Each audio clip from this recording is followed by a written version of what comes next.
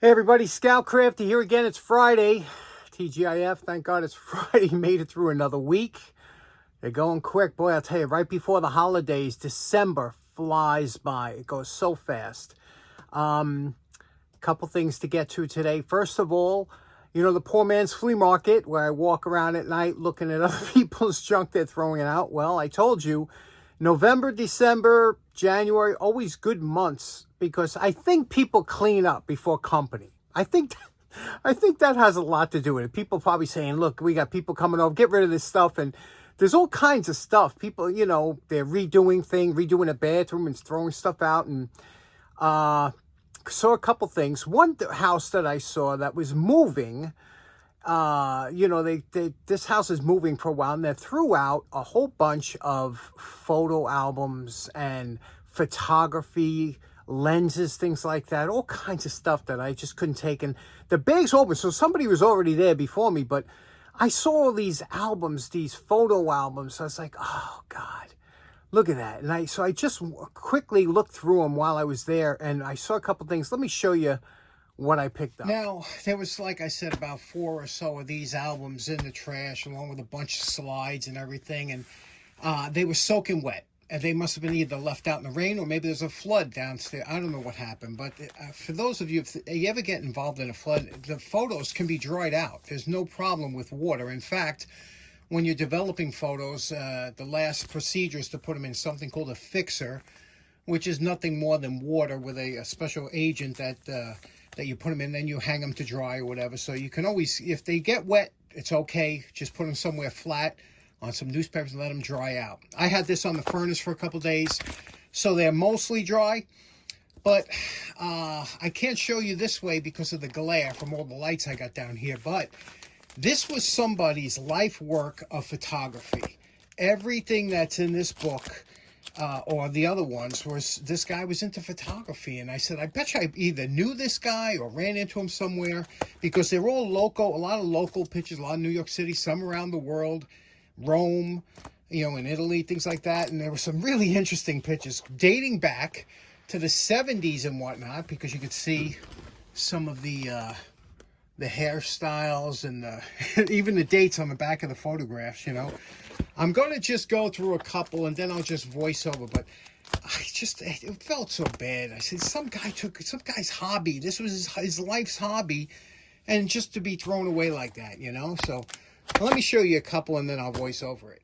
Now, back in the day when photography was really a big hobby, a lot of times you would go out with the camera and try and capture things in colors, different colors on film. And this gentleman probably went to Spirotone here, because I found a lot of this equipment in the garbage too, which I didn't take. Lenses and lens covers. They were special effects lenses that would split an image into 2 or 3 or 4. And some of them, he had colored lenses in there. Again, I didn't take them. Different colors. And you could see what that does. You know, here's an image of the Unisphere in not far from my house, and with special effects. And he did a lot. Flushing Meadow Park. Here's the New York State Pavilion.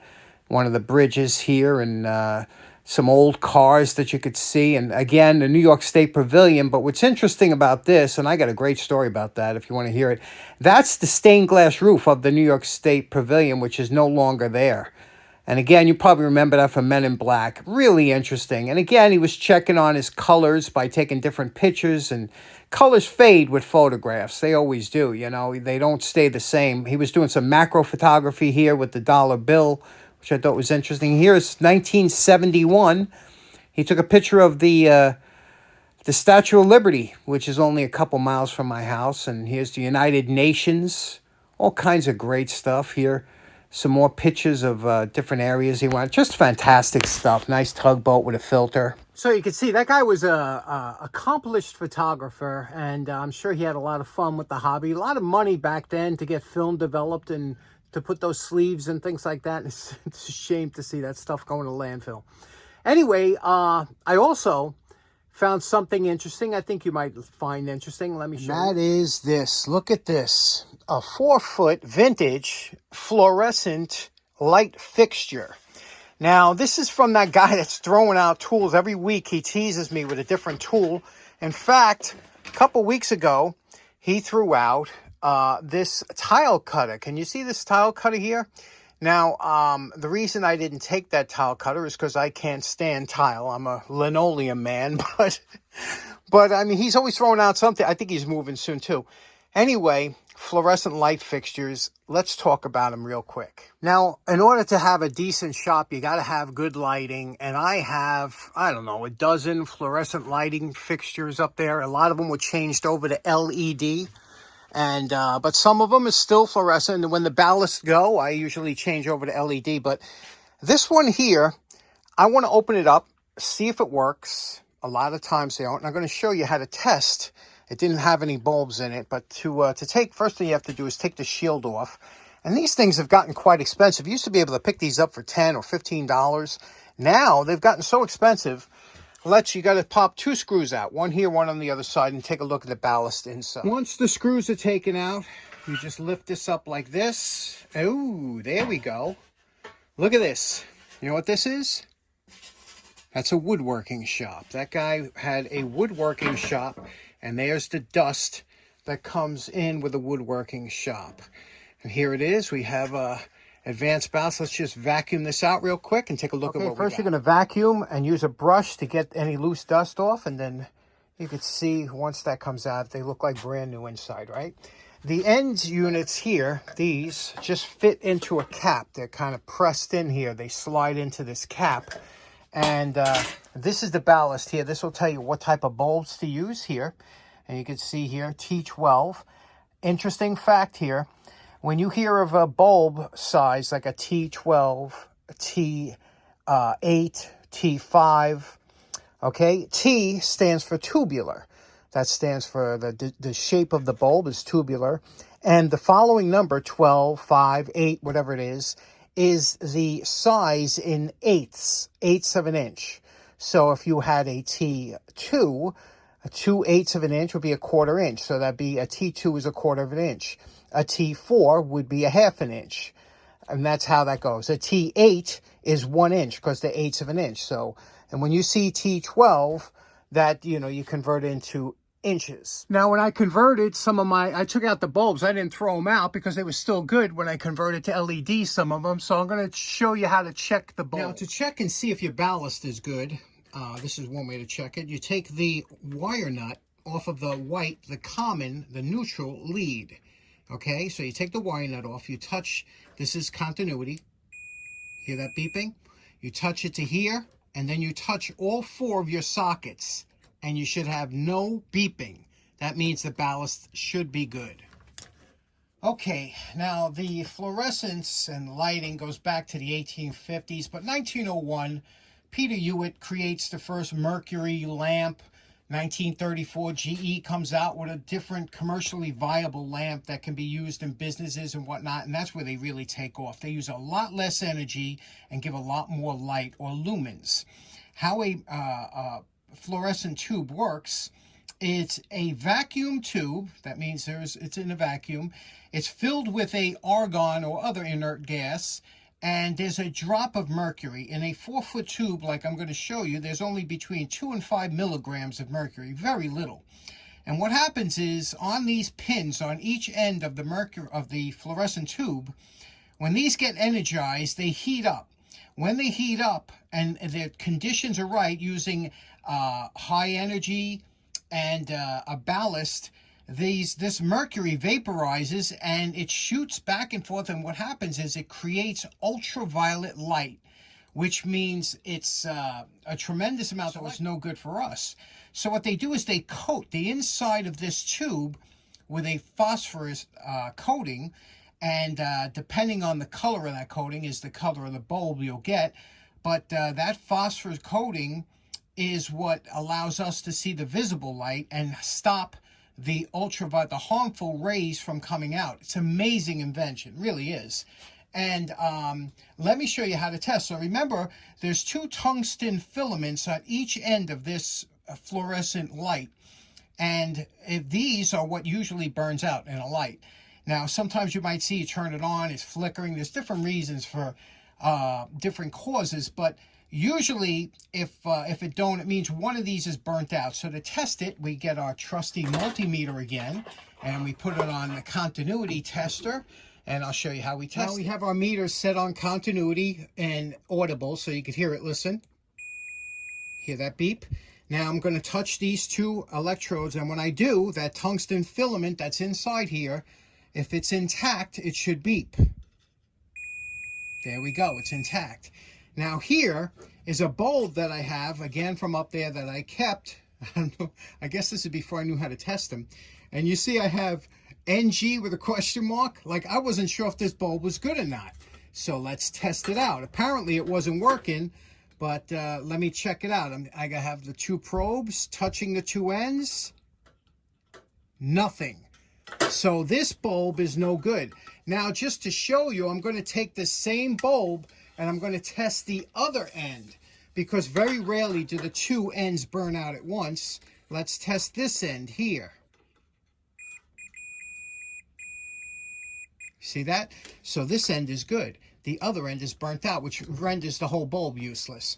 So let's check and get two bulbs down here that I know work, and we'll put them in the fixture, see if it works. Now, to put a fluorescent tube into these sockets, you can see there's a line going in, kind of a moon. A lot of you already know this, but you take your pins, you line them up like this so that they're facing up and down, the two pins, you see them there. And we're going to, both sides, you're going to slide it into the top of the pin, making sure both sides are in all the way down. You push it all the way down, okay? When that seats all the way down, once it's all the way down, you turn it either left or right. It's up to you. I'm going to turn it to the right, and you'll feel it click and lock into place. There, you feel that? You go back and forth and you'll feel it like lock in. Now we're ready to plug it in, see if this works. Okay, I plugged it in. We have a pull switch over here. I'm going to pull the switch. Oh yeah, that's what I'm talking about. Now, on the video, the camera, the funny thing is, it'll look a little yellowish in the middle here. It's not. It's a beautiful color. Everything is working the way it should be. The reason you get that is because of the way it reacts. You can see it's starting to move down the yellow. That's because of the frame rate of the camera. There it goes. Go away. Go away. Okay, there we go. What do you think? Do you like fluorescent lights like I do? I just find them interesting. And what's even better is the old-fashioned ones that had the starter, which we're going to talk about in a little while. Some of them, this ballast has an electronic starter. Some of the old ones had a starter in the actual fixture. Let me show you what that looked like. Now, some of them had a starter here that just spun, you just twisted and pulled out. And I'll talk all about starters in a while, but that starter would light the bulbs up when it didn't have an electronics ballast in here. This is an old fixture. I found this thing on one of my walks years and years ago. Now, just to verify, this is a smaller tube here. This is a T8, okay? I set my calipers where it just passes through, you see? It just touches on each side. And if I hold it up to the ruler here, you could see a T8 is 1 inch. Okay, that's 8/8 of an inch. This is a T12, just passes through. See that? Just passes through, touching on both sides. And that should be 1.5 inches. And there we go, 1.5 inches. So that's how you measure, or that's what those numbers mean. One more interesting tidbit. We basically refer to these as an Edison base, okay, or E26. E standing for Edison. And again, this is the base. And what happens is that what that means is if you take your trusty calipers again and you pass it over here where it touches on both sides like that, see that? If you take it like that and you hold it up to a millimeter scale, millimeters now, and we go up, we notice it says 26 millimeters. Can you see that? 26 millimeters. So this is a E26 base or Edison base. Okay, real interesting. Now, just because your bulb is still working doesn't mean it's still working. I'll show you what I mean by that. This bulb here, let's say a bulb you get and you say, the bulb isn't as bright anymore. When that mercury starts to wear out in the bulb and it doesn't produce as much light, an average bulb like this produces about 2,300 lumens. Now, if it starts getting dull, it might produce maybe 1500 lumens. So it still lights up, but it's not producing real light. And it's still using quite a bit of energy. So that's the time that you want to change them out. Now, one last interesting thing is, remember I told you about over here at about the ends, that there's a filament in here. And sometimes you'll see it blackened and you say, uh-oh, right? That's a sign that something's wrong. Absolutely. And what that is, you see how it's blackened on this side? But this side, it's not. So you say, well, this side's probably burnt out. Just the opposite. This side burnt out, and because it burnt out, this side was burning much hotter, which left that black mark. So this is still good. If I put my ohm meter on here, it will beep. This side's still good, even though it's black. But this side, white as can be, and yet it's dead. Something interesting, right? Now it's funny, when I got all these fluorescent fixtures down here, and they started burning out because the ballasts were horrible on the cheap fluorescent fixtures. The ballasts are usually horrible. They last a couple years. They don't light up when it's cold. It's a whole bunch of problems. So I was swapping them out with LED bulbs.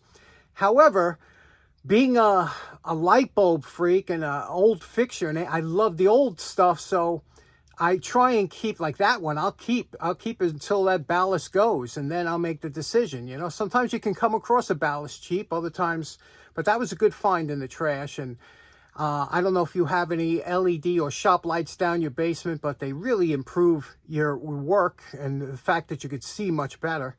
And there's a lot more to get into with that color rendering index, CRI, and there's also lumens, and there's also the Kelvin of the bulb. There's a lot to think about, and we don't know this stuff. You just go out and you buy a lamp, and then you deal with it, right?